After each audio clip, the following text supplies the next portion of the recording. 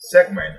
And today on Quick Takes, we want to look at the circulation of fake news, misinformation, especially on social media going around. And we know how this has affected us a lot in Nigeria, talking about fake news being circulated multiple times on social media and people acting on the fake news which is being propagated. I am Femi Oshinuga.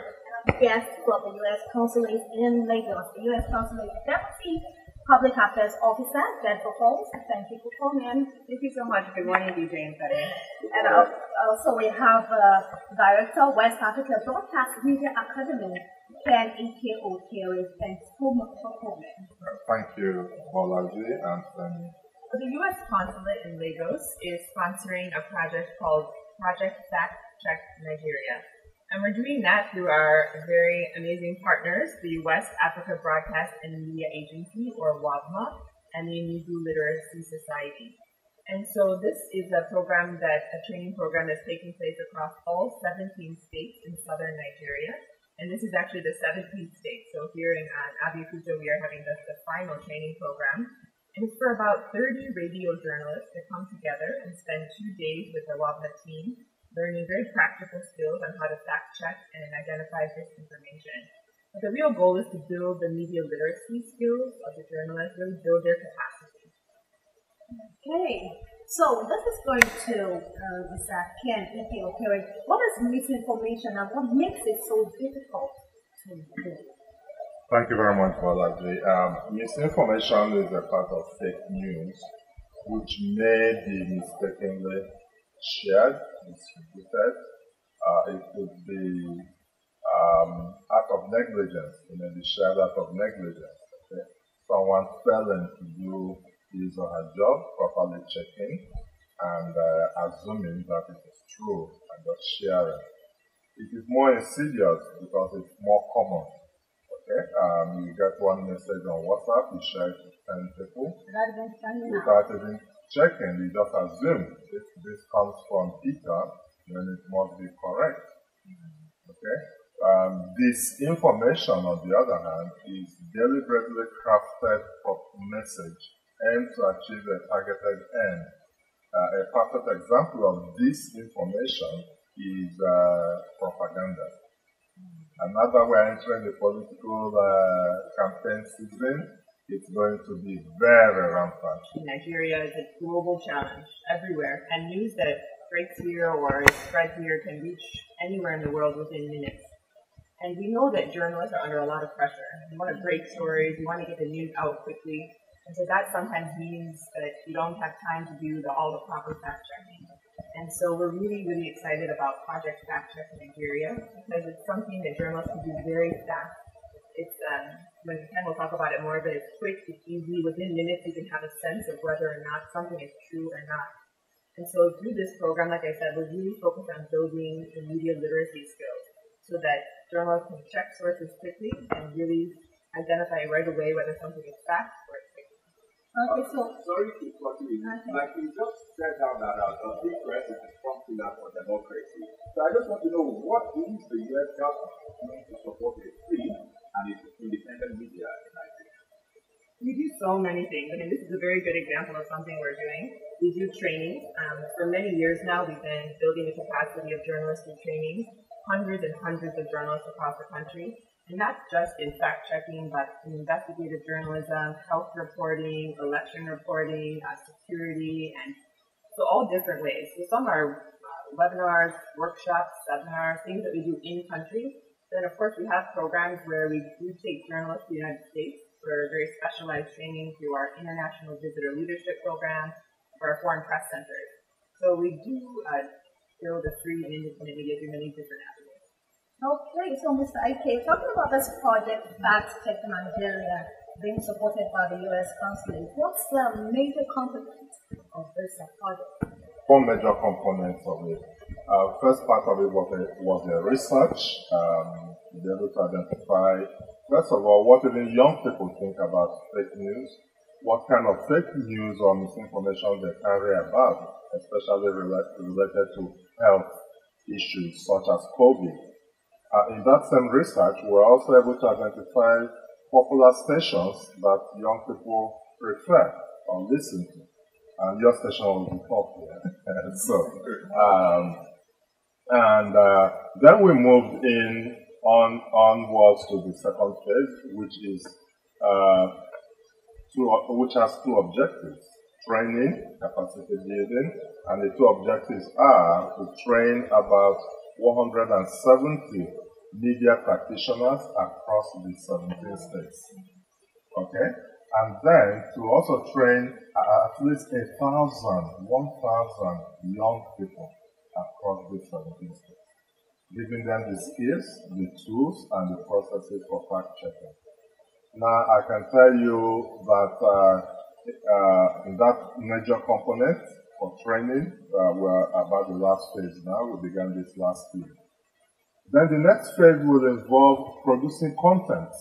So all these media practitioners we are training, we expect will go back and work with us, and they will produce their own content. If your station is an entertainment station or a news-based station or music station, whatever it is, produce content in the character of your station and help your listeners overcome this scourge of fake news. Then the final phase will be a literary competition. So the major partner of this project is the Enugu Literary Society. I'm privileged to be the co-founder of it. The Enugu Literary Society will create and organize competitions that will go on online: poetry, drama, skits, comedy, all of that. We will give out prizes. We expect to have at least 1,000 or so skits, performance poetry, all of that, on the subject of fake news. And this will be shared on social media, and some of the best will win. The all 1,000 skits will be shared. Oh yeah. So that's what we expect, at least 100 skits or 60 skits per state. Okay? And so those will go on, and then on a continuing basis, our partnership with some radio stations such as yours, whom we have signed an MOU with, will continue in both capacity building and program development on the subject of fake news. Okay, you mentioned that you launched this project in 16 states, and of course, of the states is the 17 states. We reserve the best for last. Yeah. So how has it been received by the participants? Oh, tremendously. I had mentioned that our target originally was 170 media practitioners. To date, we have done on the average of more than 500 media practitioners. Okay. Initially, we just select 10 per state, but we spread it out. Initially, it was to do 1,000 young people, which is an average of 60 per state. We've been having attendance of an average of 100 for youth training in most of the states we've been to. And so by the end of the project of training phase, we would have trained close to, if not a total of about 2,000 people. We hope these people will become an army of fact checkers who will also be working with us through our website, Project Fact Check Nigeria, to be debunking fake news. Listeners, we would like to go on one, and how they find out about this program. Absolutely. And one way that we keep those ties going is through different exchange programs. We have cultural programs, we have professional, educational programs. But right now, we're actually recruiting for 3 of them. So for any listeners, when you hear me talk about these, if they sound like something you would be interested in, you can check our website, which is ng.usembassy.gov. Or of course, you can follow us on social media at US in Nigeria. Anytime we have any exchange program, any opportunity, all the information is there, links to apply. So right now we have a very exciting program open. It's called the Foreign Language Teaching Assistant Program, or FLTA. So this is open to young teachers in Nigeria who want to go to the United States and teach Yoruba language and culture to American university students. And actually, it's an extremely popular program for both the Nigerian teachers and also the students in the United States love this program. They love learning about the food, the language, the dress, everything. And then we have the Fulbright Visiting Scholars Program. So this is really focused on professors who want to do advanced research at a U.S. institution. And then the Fulbright Foreign Student Program. This is for faculty members, young, very promising, who want to do doctoral research in the United States. So for any listeners who are interested, again, check our website. All the information is there to apply. Then we have another exciting one that it just closed, but I wanted to mention it. It's called Tech Women. So every year we send about 5 to 7 emerging female leaders in technology to the United States, and they spend about 5 weeks in Silicon Valley. They're paired with an institution, with a mentor, so that they can really develop their skills and bring them back. And we got to meet with the 5 women, and I was blown away. I was so inspired. One of them is really focused on developing a solar panel personal generator, so that households across Nigeria could have access to this free electricity that comes from the sun, once you have this small generator. So it's very exciting. Yeah, you also mentioned that for teachers who can teach Yoruba. What about other languages like Igbo, Hausa, or they're not interested in that? Well, right now we're just focusing on the Yoruba one because, we have limited, this is not just a Nigeria program, we have this program globally, so for different languages. But of course, we're always looking to expand because I know that there are so many languages in this country. What are some of the key methods used to spread disinformation?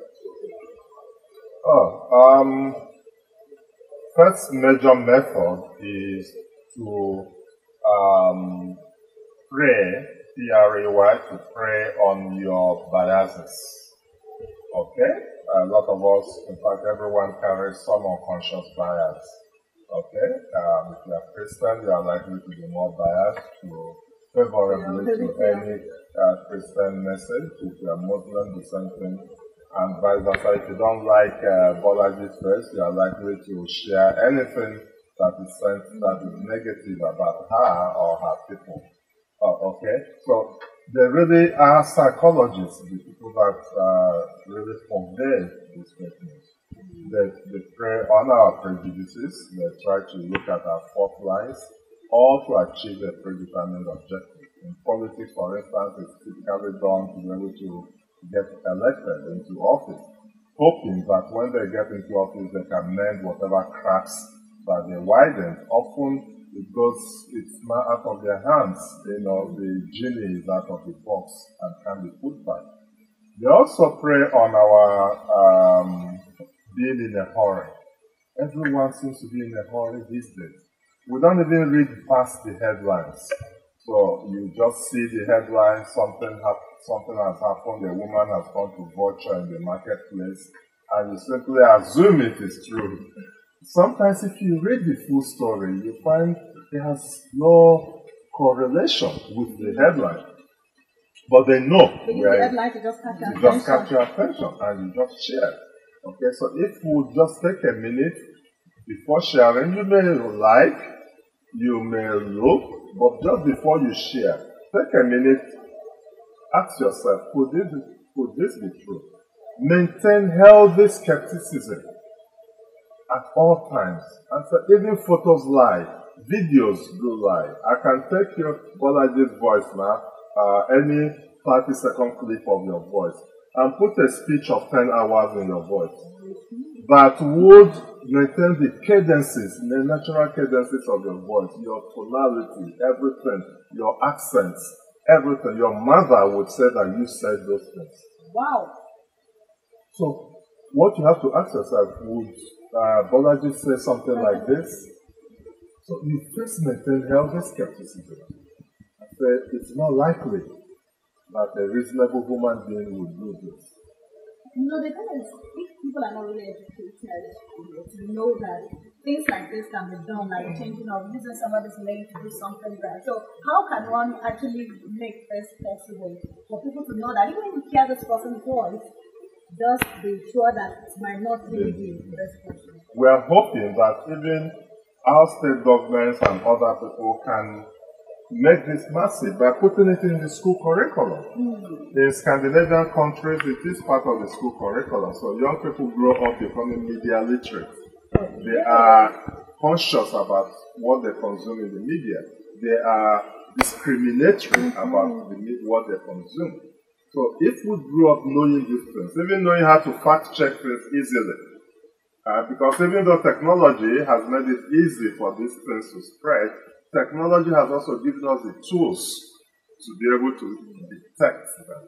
Okay, now taking us back to Project Fact Check Nigeria. So following the completion of the capacity building component of the program, are there any follow-on activities? Surely.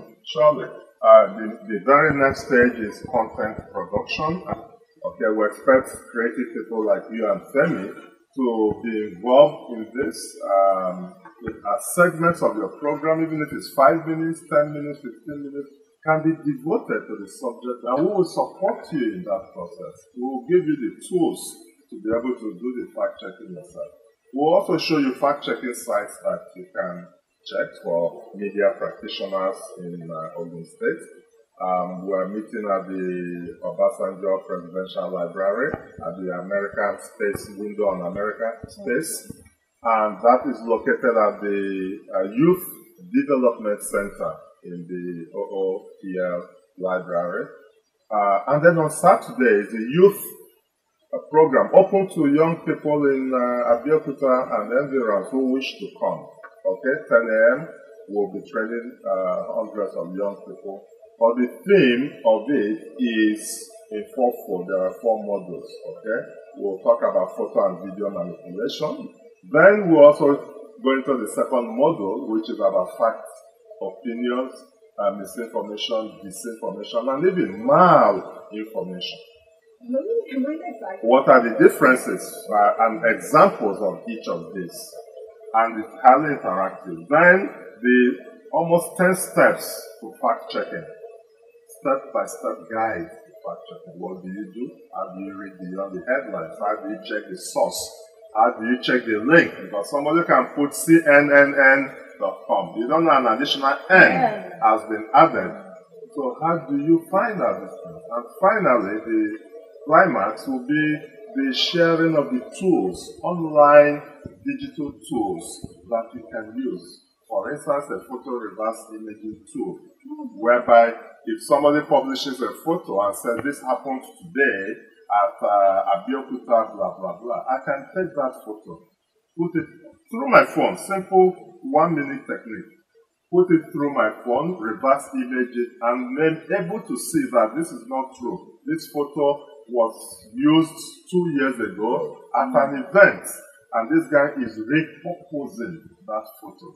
He's using it for a different purpose to achieve a predetermined agenda. Okay, now that one didn't know that this is actually false. There are simple plugins, even on your phone, on your computer. You can put that video in, and it will desegregate it.